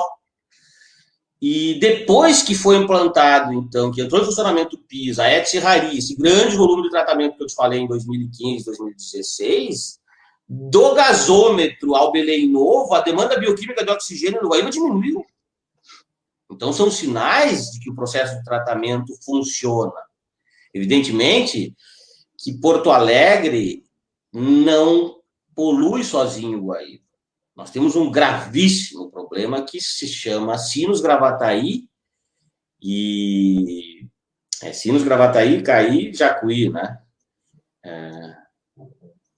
Nós temos os 3 rios que estão entre os 10 mais poluídos do Brasil como afluentes do Guaíba. O Jacuí é o que mais se salva, e o Jacuí não é santo nesse caso, porque ele tem toda uma carga de agroquímicos. O que salva o Jacuí, que deixa ele com uma carga menor de poluição, é que ele tem uma vazão muito maior, ele é um rio muito mais caudaloso, com muito mais volume de água que os demais. 80% do que chega no Guaíba é do Jacuí. Portanto, o Jacuí é menos poluído. Portanto, essa captação que tem aqui na Câncer para a zona norte, centro da cidade, o projeto é pegar lá do Jacuí, né? O projeto é passar por baixo das ilhas, daquela ilha que tem ali aqui perto da rodoviária. Nesse sentido, então, mesmo que Porto Alegre fizesse a sua lição de casa, para despoluir o Guaíba também dependeria de um esforço conjunto de diversos outros municípios por causa dos influentes. Porque o saneamento precisa ser planejado por bacia. E a região metropolitana, e nós temos que colocar isso no nosso Pense Poa, Porto Alegre não é só o município de Porto Alegre. A cidade nossa, nós não escolhemos, a nossa cidade é a região metropolitana. Existe um município de Porto Alegre que pega uma parte dessa grande cidade chamada região metropolitana. Portanto, a região metropolitana precisa ter, sim, o saneamento é um serviço de interesse comum, e ele precisa ter gestão compartilhada. Tem toda uma discussão institucional a respeito disso, já tem decisão do STF sobre isso. Mas aí, claro, há os arranjos, como é que está organizado em cada lugar, há planejamento, há execução, há regulação, fiscalização. Bom, mas claro que sim. E nós, além daquilo que já fizemos no Guaíba, das conexões menores que precisamos fazer, de todo um desafio que tem ainda na Zona Norte, onde o PISA não chegou, que de fato a demanda de saneamento na Zona Norte é maior do que do centro para o sul, nós temos que avançar, mas isso tem que ser em conjunto com os outros municípios. E nós temos um desafio, por exemplo, aqui, que não o Guaíba não começa no Guaíba. O Guaíba começa nos nossos arroios. Porto Alegre é um pântano, é uma cidade cheia de arroios. Nós temos mais de 20 arroios na nossa cidade significativos. O DEP trabalha com, acho que, 21 bacias, se não me engano, pequenas subbacias, microbacias, na cidade de Porto Alegre, né? Então, por exemplo, o grande desafio de Porto Alegre, assim como, além de planejar em conjunto com os outros municípios fazerem a sua parte, e isso na grande bacia do Guaíba, daí pegando todos esses afluentes que eu falei antes, nós temos um trabalho, por exemplo, para fazer no nosso antigo rio Jacareí, que é o Rio dos Jacarés, que é o dilúvio, ou o Riacho Ipiranga, como alguns dizem, acho que é homenagem, né, aquele de São Paulo, lá onde o Dom Pedro, né, bradou, lá, não é isso? Na verdade, o Jacareí, que é o Rio dos Jacarés, que não era retilíneo, que pega lá da barragem Lomba do Sabão, daqueles riachos que tem no Morro Santana, por exemplo, sabe que eu já tomei água na nascente do dilúvio, no Morro Santana, de uma das nascentes, né? Que a parte maior dele vem lá do Parque Saint-Hilaire, mas por outro lado, à esquerda, ali da URG, subindo por aqueles matos, vai no Morro Santana ali, ele é limpo, não é recomendável, né? Mas ali estava muito pura. Eu não recomendo por aquele raciocínio anterior. Sim. Mas é uma água que, a rigor, né, nem comparar, né, com aquilo que a gente vê na Avenida Ipiranga. Então, Porto Alegre tem um projeto que ele está inspirado aí, não nesses que tu citou, mas num arroio da capital da Coreia do Sul, né? Que me fale o nome agora da cidade. É Seul, né? Seul. É Seul, Coreia né? do Sul é Seul. Lá tem, eu não vou arriscar porque eu não vou lembrar, tem um arroio que era um arroio totalmente impactado. Inclusive ele era todo canalizado, né? E com vias em cima dele, se não me engano tinha mais de uma via, sabe? 2 vias de asfalto em cima do arroio canalizado, pois eles desmancharam todas essas ruas, essas avenidas, eles abriram de novo o riacho, e dá gosto de ver, procura isso para te ver, que é o projeto que inspira o Arroio Dilúvio. Tem um projeto, inclusive na plataforma do Poa Inquieta, eu participei de algumas discussões antes da pandemia, isso também dificultou, que o pessoal estava buscando retomar esse projeto, porque ele ficou muito no ambiente acadêmico, não é um projeto fácil, e ele também, essa inspiração na questão da Coreia, talvez, né, eles lá tiveram muita grana para colocar, mas eu acho, e aí tentando já entrar para o segundo assunto, que eu não sei se nós vamos ter que deixar até para uma outra live, aí as relações das plantas e da agricultura urbana, né, por exemplo, tem um agrônomo que é Ernest, mas ele quase não tem vogais, é Ernest Gunther, um alemão, aí que ele diz o seguinte, um dos slogans dele é plante água. Água se planta. Tá? Então, recuperar um arroio como o Dilúvio, que vai contribuir, assim como os demais arroios, nós estamos pegando os símbolos, né? Nós temos 21 arroios. Despoluir os nossos 21 arroios, assim como a Horta da Lomba faz o trabalho lá no Arroio da Taquara, né? Lá na Lomba, lá, que é um afluente da barragem Saint-Hilaire, que depois vai ser um afluente, né, do nosso antigo Rio Jacareí, Arroio Dilúvio, e depois vai para o Guaíba. Então, despoluir essas nascentes, despoluir esses arroios, é fazer o trabalho integrado na questão do esgoto, é chegar nas áreas irregulares, e só isso daria um capítulo da nossa discussão, que eu não quero entrar agora, porque seria só o serviço público. Claro, discutir saneamento só em áreas irregulares dá uma live, Fábio. Tá? E o DEMAI é referência para o Brasil. Eu fui convocado pelo Instituto Trata Brasil, na época ali, para falar para a Sabesp, para enquadrar a Sabesp, em tese, né? Porque era o Ministério Público que estava lá obrigando a Sabesp a reconhecer as áreas irregulares, porque eles não reconheciam. Que lá existem pessoas. Claro que eles sabem que existe os famosos gatos, né? Claro que eles sabem que as pessoas não estão sem água, mas eles não se metem naquilo, porque é complicado se meter naquilo, porque o poder público não pode. E o gato se faz de água, mas o gato não se faz de esgoto. Geralmente, nas zonas irregulares, o pessoal faz a fossa negra, e era isso. Claro. E essa fossa enche. E eu vou dizer, por exemplo, onde eu morava, lá no Rubem Berta, né, a saudosa Rua dos Maias, meus pais moram ali há 40 anos, daí tem as habitações irregulares na frente, né? Assim, e o esgoto corre por cima da rua há 40 anos, por exemplo. É triste, porque aonde não se paga, infelizmente, o desperdício é maior. Então, certos lugares, as pessoas não colocam nem torneira. Eles dobram a ponta da mangueira, ou nem dobram, e ela fica escorrendo. As perdas que a gente falou antes, as áreas regulares contribuem muito. Se nós, em média, temos 40% de perdas no Brasil, 10% é de áreas irregulares. Não, sem dúvida, é um capítulo à parte. Mas, assim, dá dó, para fechar esse capítulo das áreas regulares, ali você vê na pele, literalmente, nos olhos das crianças. Eu me arrepio falando, porque eu vi muito isso, né? A condição degradada. Mas, voltando à questão de que é possível a gente com plantas, ajudar a limpar a água, ajudar a limpar o esgoto, ajudar a limpar as nascentes, porque as plantas absorvem, né? Elas têm essa capacidade de absorver, inclusive, o esgoto, né? Os nutrientes, eles transformam em nutrientes, né? Claro que, mediante alguns processos de compostagem e tudo mais, você não pode colocar, né, nem esgoto in natura, nem alimento in natura para as plantas, porque elas não vão conseguir absorver, né? Mas, com o tempo, elas têm essa capacidade de absorção, né? Então, as plantas são, né, assim como as redes de esgoto, assim como o saneamento, assim como a infraestrutura de saneamento chegar em todos os lugares, a gente romper a ditadura do concreto e colocar mais plantas na cidade também vai nos ajudar a ter melhor água. Aliás, é claro... É muito importante a gente entender essa relação. Mas isso poderia e deveria fazer parte, por exemplo, da atualização do plano diretor, né? Tem, vamos dizer assim, essas vias de árvores, esse reflorestamento dentro da própria cidade e tal. Mas a discussão do plano diretor, que era compromisso para o Marquesão... Mas Porto Alegre é uma cidade bastante arborizada, né, Fábio? Sem dúvida. Porto Alegre até fazendo, conhecendo outras mas é pouco ainda, né? Não, com certeza. É que as árvores que Porto Alegre tem, ou elas já estavam, ou elas foram sendo construídas por tradição até, né, na nossa cidade. Não foi um planejamento, né? Não foi algo assim como, por exemplo, o CU, né? Não, nesse caso do Arroio Dilúvio, não. E é um projeto que não deslanchou aqui, né?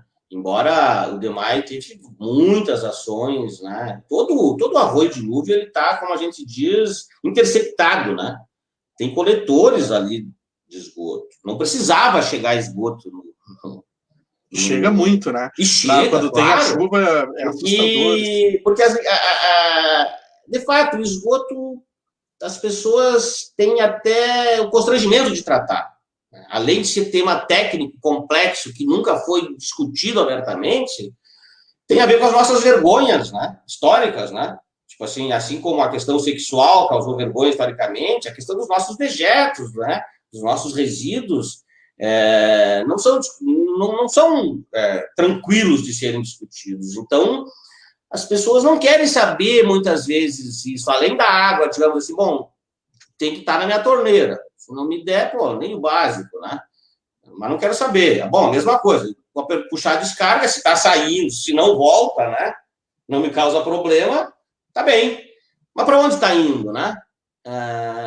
São poucas pessoas que se perguntam. E temos que educar as pessoas para se perguntar. Tem rede de tratamento na minha rua? Por onde é que está indo o meu esgoto? Tem fossa. Quanto tempo faz que ela não é limpa? Onde é que está essa fossa? a gente precisa saber disso. Isso é cidadania também, né? Tem gente que se preocupa, tem cada vez mais ainda bem, mas é muito pouco, é muito pouco. E ninguém, por exemplo, quando vai comprar um apartamento ou uma casa, pergunta para o empreendedor como é que é o esgoto daquele empreendimento. Tem que melhorar isso, né? Tem que melhorar. Então, são muitas coisas, né, que a gente tem que ir conversando, né, Fábio? Eu não sei como é que tá, nós estamos a 1h19 aí. Eu acho assim, como é que tu tá? Fechamos 1h30, tu pode ir mais, que agora a gente entra na horta urbana. Ou melhor dizendo, 1h30, então a gente ainda pode, assim, a questão, né, que eu acho que é a questão número 1, a gente pode depois marcar uma outra aí para claro, se aprofundar mais. Mas eu acho, pelo menos para a gente introduzir o assunto, é esse próprio conceito, né? Agricultura urbana. Eu vou dizer que, para mim, ele soa bem estranho, né? Da minha geração, por exemplo, da escola ali, a gurizada toda de Porto Alegre. Mas eu vou dizer que eu talvez era um dos únicos que os pais também eram de Porto Alegre. Né? A gente morando ali no Rubem Berta, a grande maioria dos meus colegas, os pais vieram de municípios do interior, o êxodo rural. Eles saíram do interior e vieram para Porto Alegre, né? Se concentraram na periferia e por ali ficaram. Tu mesmo contaste já um pouco para nós, no início da live, quem estava acompanhando, que isso fez parte da tua vida, da tua história. Então, a gente sempre viu agricultura e urbanismo, ou cidade, como, assim, vamos dizer, conceitos contrários, né? Ou tu tá na agricultura, ou tu tá no município, e os teus pais saíram da agricultura, porque estava muito difícil, para vir para a cidade, né? E aí tem sempre aquela história dos parentes do interior, e etc., né? A gente se criou muito ouvindo falar isso, e aí surge esse conceito, agricultura urbana, e eu sei que tu vive muito isso no dia a dia. Para mim, tu é uma referência nesse conceito, mas é um conceito que eu não entendo bem. Então, eu gostaria de uma explicação conceitual. Eu acho que o público vai gostar bastante, né? O que é agricultura urbana? Vamos lá. Porto Alegre tem certos pioneirismos, sabe? Eu vou tentar fazer um link do que nós estávamos falando. A SMAN, eu acho que é a primeira Secretaria de Meio Ambiente do Brasil, descaracterizada nessa gestão, colocou, né, meio ambiente junto com sustentabilidade e muito focado nessa questão dos empreendimentos, né, que são importantes, mas que não podem estar acima das questões ambientais. Então, sim, voltando a Porto Alegre, nessa linha das plantas que despoluem e que ajudam a gente a produzir água boa, nós temos, sim, já bastante árvores na nossa cidade, muitas praças, né? Nós temos em torno de 500 praças, mas elas são muito mal distribuídas e elas são insuficientes para o tipo de cidade que eu imagino. Então, tem lugares que tem bastante praças, como, por exemplo, em torno da Arena do Grêmio, naquela região do Maitá que eu morava ali, tem muita praça. Mas tu vai na Lomba do Pinheiro, tu vai na Cruzeiro, tu já quase não vê praças, né? Então, dependendo do lugar, essas coisas ainda são muito insuficientes. Então, eu acho que, começando a entrar na agricultura urbana, eu acho que toda a área vegetada, inclusive nos terrenos, por exemplo, quando a gente discute drenagem nessa cidade, o projeto que o DEP tem, inclusive, de resolver a sua demanda, né, de infraestrutura, que é enorme na área de drenagem, é muito maior, a questão da drenagem na cidade é muito mais precária, né, do que toda essa discussão do DEMAI em termos de água e esgoto que nós fizemos. Eles imaginam que se eles forem cobrar por área drenada na cidade, o preço que tu cobraria para uma área onde tu tem concreto em cima, ou onde tu tem planta em cima, o IPTU teria que ser diferente, a taxa de drenagem, se houvesse, teria que ser diferente. Tá? Porque a demanda por infraestrutura pública de uma área vegetada é muito menor do que uma área concretada. Então, a agricultura urbana, ela é um negócio recente, surgindo no mundo todo, porque, inclusive, hoje há uma discussão, uma busca pelo encurtamento das cadeias comerciais, né? Então, a gente está vendo, inclusive, agricultura de precisão, com alta tecnologia no meio urbano, pessoas alugando prédios, sabe, produzindo com altas tecnologias, Mas não é essa agricultura urbana que nós estamos fazendo, mas isso também é agricultura urbana. Então é um grande guarda-chuva de agricultura urbana, que é de tudo aquilo que tu hoje cultiva, né, que não nasce espontaneamente e que não é paisagismo dentro da cidade. Tudo isso seria agricultura urbana. Para mim, ela se aproxima dos jardins também. Vejam que os jardins e as praças, né, tem a ver com tudo com as nossas cidades, com a nossa polis, né? Antes da polis grega, os jardins da Babilônia, né, suspensos, inclusive, né, eram espaços de convívio, né? Tanto que tem um texto maravilhoso sobre política e jardinagem, né, do professor Rubem Alves, né?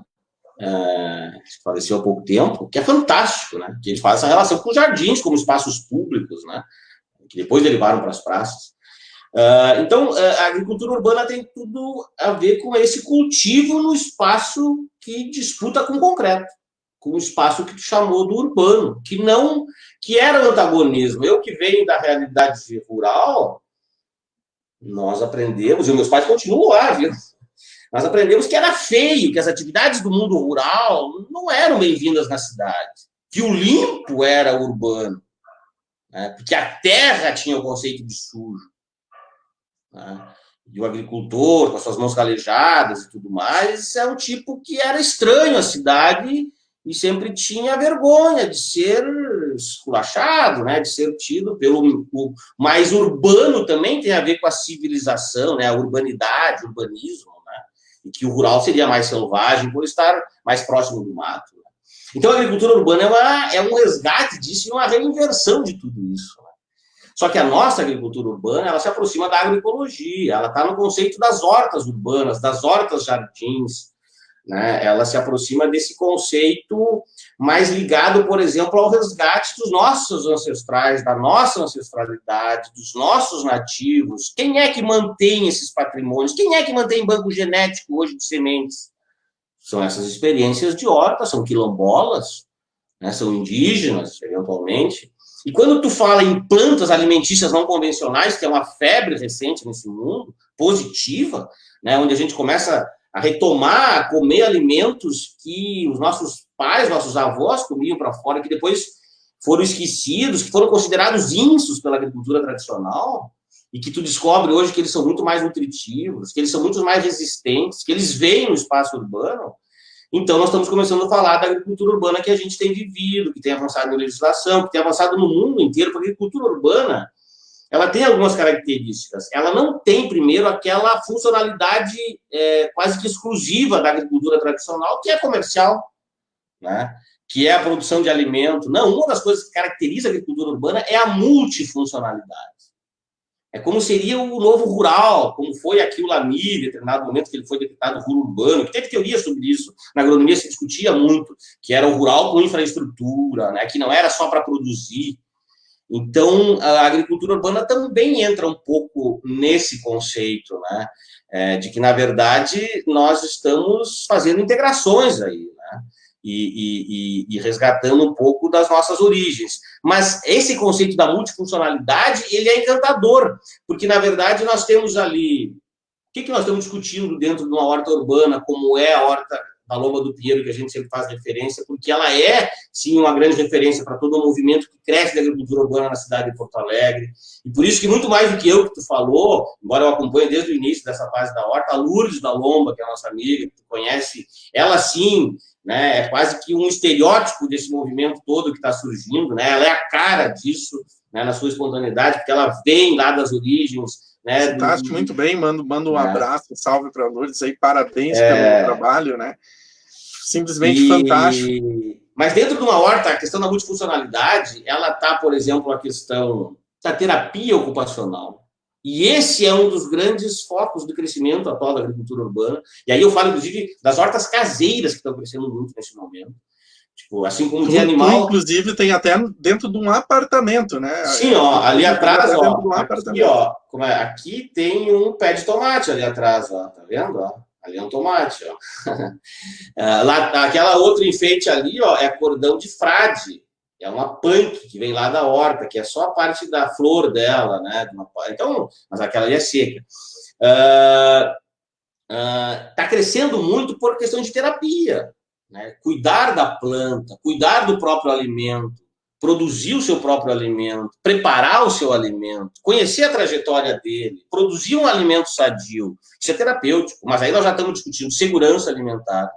Eu já estou na fase de querer ver, não só por terapia, mas quanto que eu produzo na minha casa aqui atinge algum nível significativo para a minha alimentação. Isso, né? Me interessa cada vez mais começar a ter segurança. Claro que num pátio é mais tranquilo e mais possível do que tu produzir, né, uma quantia mais significativa para a tua alimentação do que num apartamento, mas também é possível. Eu posso parar de comprar tempero, por exemplo, né, e ter um tempero mais sadio, sei lá.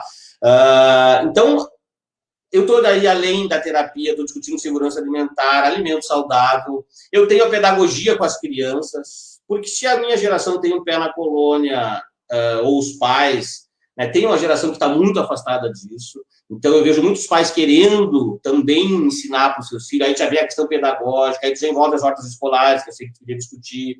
Mas nós temos o envolvimento com a saúde, com as práticas integrativas. Né? Lá na Horta da Lomba vai muito, os agentes de saúde têm um papel significativo lá.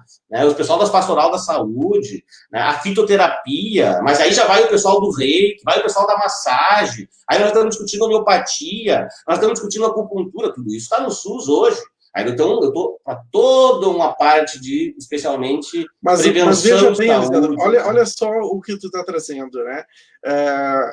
Quando a pandemia acabar, a gente vai ter duas marcas violentas na nossa sociedade, além de todas as mortes, né? Além do vazio de todos aqueles que nos deixaram. Vai ser a questão do desemprego e a necessidade do desenvolvimento de uma economia criativa para sustentar, vamos dizer assim, as perdas no sistema econômico tradicional. E a agricultura urbana é exatamente isso, vai exatamente nessa direção, pelo que você está me dizendo. E a outra é a questão psicológica, das doenças psicossociais que vão se desenvolver pela Tá dando uns cortes, Fábio.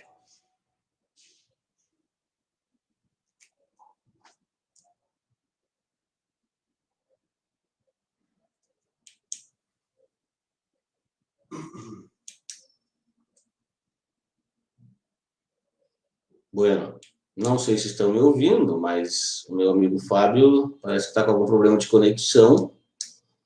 Eu ia dizer, na linha do que ele estava falando, que sim, essa perspectiva que acho que ele começou a tocar, né, de pós-pandemia, existem outros aspectos, né, da agricultura urbana que eu ia tocar, como, por exemplo, a geração de renda, e aí ele falou da economia criativa. Então, claro que a gastronomia é um dos ramos da economia criativa, desses que, independente do nível de emprego, do desemprego em função da tecnologia, vai continuar. Tu caiu um pouco, Fábio. Tá me ouvindo? Eu caí até eu estava falando isso, essa parte econômica, né, que é ligada à economia criativa, e a parte psicossocial, que é assim, porque, por exemplo, assim, literalmente falando, né, assim, para ficar uma linguagem bem fácil, muita gente está enlouquecendo com essa questão da pandemia. Seja pela questão de fome, de desemprego, de incertezas. Mesmo quem não está passando fome, mesmo quem tem um emprego, por exemplo, a minha classe, que é a classe dos professores, né, é uma incerteza completa do como é que vai ser o retorno, como é que vai ser o futuro, o que a gente vai fazer. E essa parte toda terapêutica que tu traz, e até, vamos dizer assim, impacta diretamente numa qualidade de vida futura pós-pandemia. Economia e saúde mental. Parece que está tudo associado. Então, não sei se tu chegou a falar isso o tempinho aqui que deu a caída. Eu ia fazer um link na linha do que tu estava dizendo, que sim, né, a economia criativa tem vários ramos, a gastronomia é um deles. Então, por exemplo, eu já vi restaurante de punks, né, que, pelo que a gente vê lá na Horta da Lomba, tem um baixo custo, inclusive, porque são plantas rústicas, né, que vêm com muita facilidade. Imagina como vem o tal do Ora Pronobis, por exemplo, que é uma planta típica da... É muito fácil de produzir ele. Mas tu vai almoçar no restaurante de punks, antes agora da pandemia, era quase R$40. Então veja que oportunidade, né? Esses caras queriam comprar da Horta da Lomba, só que a Horta da Lomba não trabalha no comércio, né? Ela até aceita ajuda lá para algumas mudas, né, algumas coisas assim, chá de hibisco, como eu estou tomando aqui, que é chá de hibisco. De fato, até eles aceitam ali, mas eles não trabalham comercialmente, até porque estão numa área pública, né? Mas são oportunidades nessa linha de geração de renda. Eu poderia discutir vários projetos, por exemplo. A questão é que nós não podemos deixar subverter a lógica também de mudar a matriz e passar a ter um produto, ainda que seja agroecológico, ainda que seja produzido no meio urbano, que tenha uma cadeia curta, que isso seja dominado, por exemplo, como eu sei que em algumas cidades, por grandes produtores que se especializaram, por exemplo, em orgânicos e dominam, criaram grandes redes. Não. As hortas urbanas dialogam em produzir uma grande cadeia de geração de renda. Por exemplo, eu gostaria de ver a horta da Lomba fornecendo mudas para várias outras hortas coletivas ou individuais, até em pátios, que produzissem, por exemplo, para extração de óleo essencial, que é um baita mercado. Óleo essencial de fitoterápicos agroecológicos tem uma demanda e um valor no mundo inteiro, cada vez mais usado em outras terapias, inclusive, que é um espetáculo. Por que a gente não pode fazer geração de renda disso, envolvendo as pessoas, e fazendo terapia, e fazendo saúde, fazendo educação, e fazendo pedagogia, né, envolvendo idosos, envolvendo crianças, envolvendo professores, envolvendo posto de saúde, envolvendo centro de reabilitação, envolvendo as ruas, envolvendo as praças da cidade. Tem legislação para discutir isso. E por que a gente também não estabelece cadeias curtas nas comunidades com moedas sociais? Nosso amigo Lúcio Bruce tem me falado muito sobre isso. Nós temos que ouvi-lo. Né? Entender também que está acontecendo nesse momento da pandemia muitos lugares onde as pessoas estão entrando em crise. E sabe o que os bancos da Suíça fazem quando o dólar está caro? Eles imprimem. Vamos ver, o nosso dólar está caro. Eles imprimem o dinheiro. Por que a Lomba não cria, junto com a sua horta, uma moeda, a moeda da agricultura urbana, e acabou o real? Vamos usar essa moeda. Porque essa moeda, se a gente fizer por relações de troca, já percebeu que ela não acumula? Está cheio de bancos sociais, que eu posso formar fundos, então, tem uma série de discussões. Essa linha de projetos, né, de geração de renda, e bancos sociais e moedas sociais, e a economia chamada multimoeda. Então, tu falou de economia criativa, mas eu incorporo aqui a economia solidária, eu coloco aqui a economia compartilhada, que é outra lógica de compartilhar bens, a economia colaborativa, que é de produzir junto, a economia do minimalismo, que é de consumir menos, a economia franciscana, que falam também por aí, e a economia multimoedas, que dialoga com os bancos sociais. Então, tem muita coisa. Eu queria te convidar para nós encerrarmos, se tu me permitir, tá? Porque eu vou ter uma outra live depois das 21 com os convidados para falar sobre futebol. Mas eu acho que, na continuidade, a gente deu uma pinceladinha aqui, né? Entre a água. Eu acho que a gente pode dar esse próprio foco econômico aí no. Claro, muito interessante. A relação da economia criativa ou novas formas de economia com a agricultura urbana. Essa relação, né, me interessa muito discutir. Mas nós estamos falando disso, nós temos muitos movimentos que a gente precisaria juntar. Eu vejo, por exemplo, os amigos da Agapan e o nosso amigo Giacomoni. Olha quem está nos assistindo aí, ó. Tu falaste. Olha aí. A economia do bem comum, ele me disse aqui. Mas o Lúcio, por exemplo, que tem muita experiência. Agora eu vou resgatar, que não está ouvindo aqui, mas está lá no Principua, por exemplo, nosso amigo Giacomoni. Ele é lá da Agapan. Ele vai nas reuniões. E o que os caras da Agapan estão discutindo? Hortas urbanas. Tchê, mas a referência dos últimos tempos, os atores, quem está à frente desse processo... Sabia que nós temos uma lei municipal de agricultura urbana. Ela não está sintonizada com a lei estadual que foi produzida por esse movimento, que a partir da Horta da Lomba se criou um fórum de hortas na cidade. Esse fórum de hortas virou um fórum de agricultura urbana, ele virou um fórum estadual de agricultura urbana. E uma das conquistas desse fórum, além de se conhecer, de dar visibilidade para a pauta, de trocar experiências, foi ter produzido uma sugestão de legislação que foi incorporada pelo governo na época da SDR, que eram amigos nossos, Tarcísio Neto, né, na época do governo Sartori, mas é verdade, né? Avançou-se nessa legislação, mas não foi uma legislação que veio de cima para baixo, veio do nosso fórum. Então nós precisamos integrar essas relações, porque nós estamos falando das mesmas coisas. E às vezes, as questões políticas nos impedem da gente fazer essa integração. educação. Nós precisamos romper com isso, porque essas pautas estão acima das questões eleitorais. É verdade. E que nem falou, o sistema de fóruns, né, discussões, manter discussões constantes, manter as comunidades conectadas em si e entre si, né, e isso, a questão das hortas comunitárias, por exemplo, ajuda muito. O próprio espaço das escolas, né, que tu trouxeste as novas gerações. Por exemplo, assim, a minha filha, eu fiquei impressionado quando perguntei para ela assim, tu já viu, tu se lembra de já ter visto uma galinha viva? E ela contou a história de uma vez ela viu uma galinha viva, né? Então, as crianças não acham que os produtos nascem no mercado. Eu já vi gente que chegou nos procurando para fazer horta em praças que estavam tomadas por lixo ali no Partenon, um caso específico, dizendo, olha, meu filho me perguntou se a melancia estava no mercado, coisas assim. Porque em árvore não ia dar, né? Já pensou aquele negoção?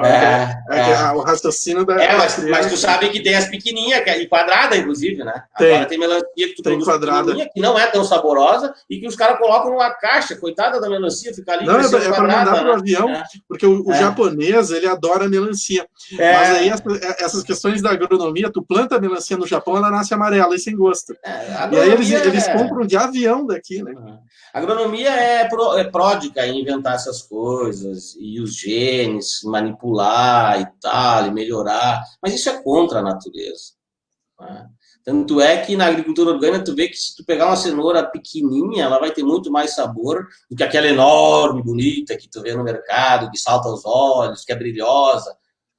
A natureza não é isso, o sabor não está isso, a vida não está nisso, a vida não está numa melancia ser quadrada. É contra a natureza, assim como de certo modo, muitos criticam o próprio bonsai, né? Tu estressa uma planta, ela não poder se desenvolver livremente, né? Então pensa na melancia, né?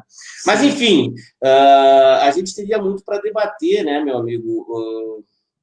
E esse é um assunto apaixonante, né? Que a gente precisa somar esforços, precisa aproveitar os conhecimentos que temos no nosso meio. Isso é um desafio de nós fazer do Pense-Poa um processo que não avance, e eu sei que é importante que a gente tenha avanços de profundidade, né? Mas a gente precisa, sobretudo, avançar enquanto processo no coletivo.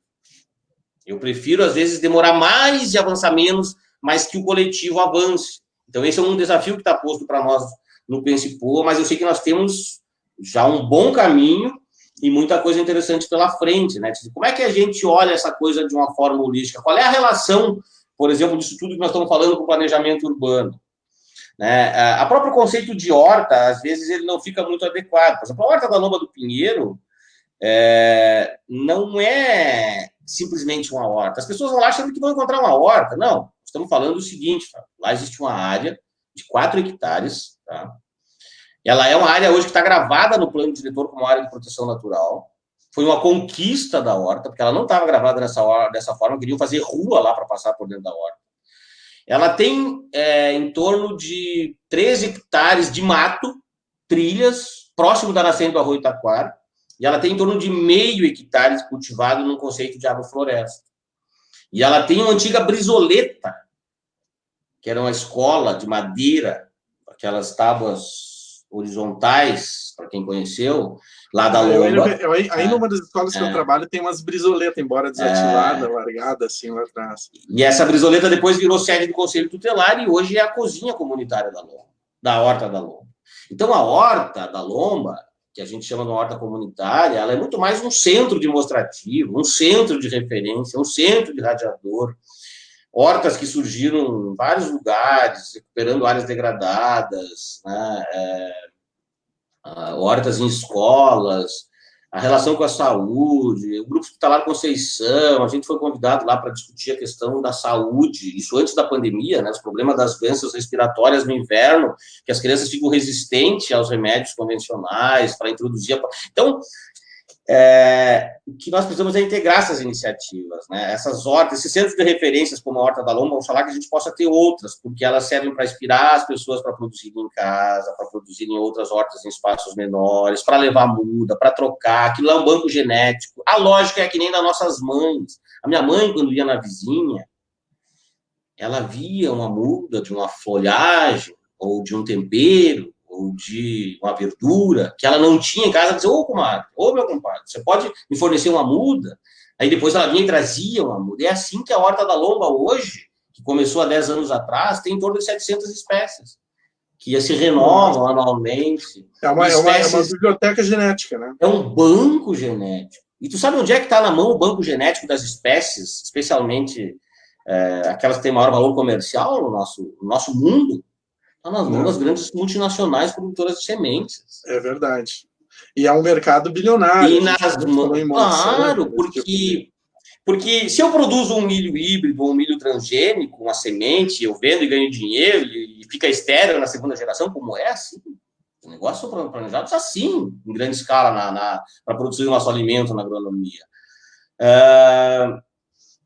É também verdade que esses caras precisam ter o banco genético das sementes que, no milho, as sementes de milho crioulo, que vieram ali daquela região do Peru, dos índios, eles precisam ter no seu banco genético para continuar produzindo a semente estéril para nos vender.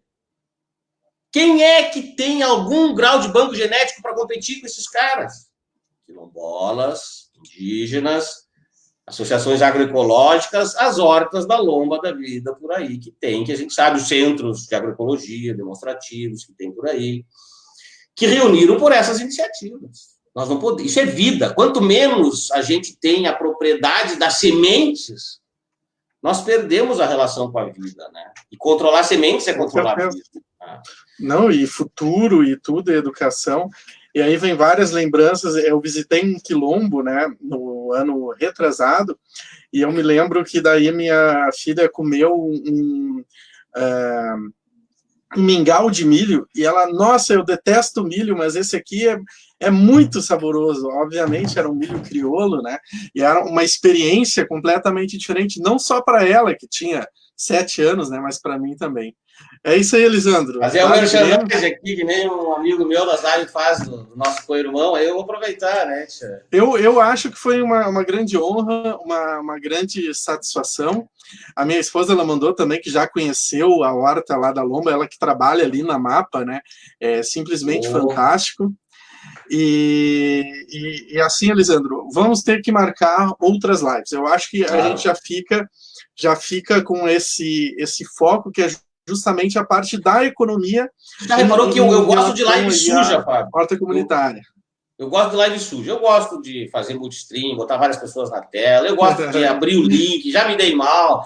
Eu gosto de botar outras pessoas. Né, uma live como essa aqui, ó, para ficar mais interessante, nós temos que botar Lourdes, botar o Lúcio, né? Vamos fazer eles compartilharem nas suas redes, um falando, claro que tem que ter um pouco de organização, nem tão anárquico, nem mas, tão por exemplo, assim, 6 pessoas aqui no StreamYard funciona muito bem. Funciona bem, e aí cada um pode mais, trazer né? a sua experiência de... o mais a gente está fazendo todas as terça-feiras esse movimento, né? Desafio do PSPO.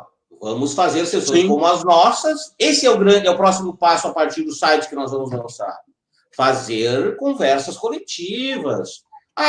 O público não vai ser muito grande? Não, quanto maior a missa, menor os fiéis, ok.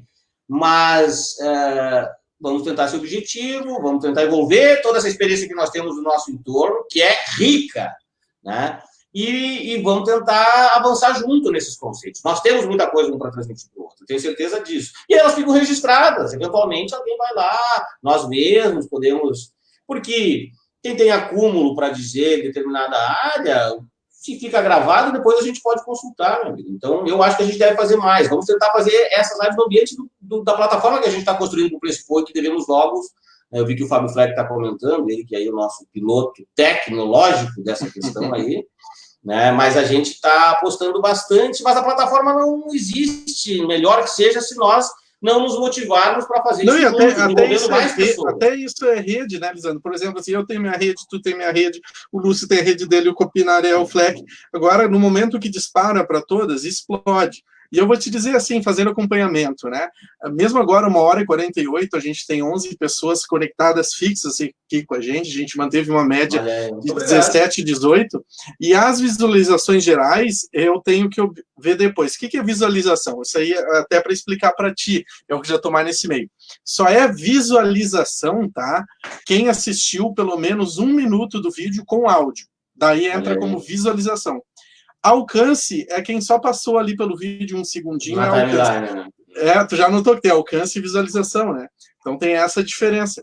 E, tia, assim, se tu pensar em termos de, assim, o que é uma pessoa parar para te escutar 1 minuto, olha, não é qualquer às coisa, vezes não. estão muito frívolas, fugazes, né? As pessoas dão uma passadinha, né? Se no ambiente das reuniões políticas físicas já existia esse conceito de dar uma passadinha, eu vou lá dar uma passadinha no início, assim, na presença autoridades. Aqui nas lives, isso, por um lado, é bom, porque tá todo mundo aí, muita gente entra, mas o pessoal dá um bisuzinho, vai ver outra coisa, tem outra live rolando, tem um músico bem melhor. Eu gosto de ver o Luiz Marenco, no sábado de noite, né? Tem que ver mesmo, tem que ver mesmo. Mas tá ali. Né? Às vezes tem pessoas que se interessam numa live, eu quero ver o que aquele meu amigo estava dizendo. Até do meu amigo falava uns 30 minutos. O amigo é muito importante, é bastante confiança. Eu vou te dizer, ficamos aí numa média de 20 pessoas constante.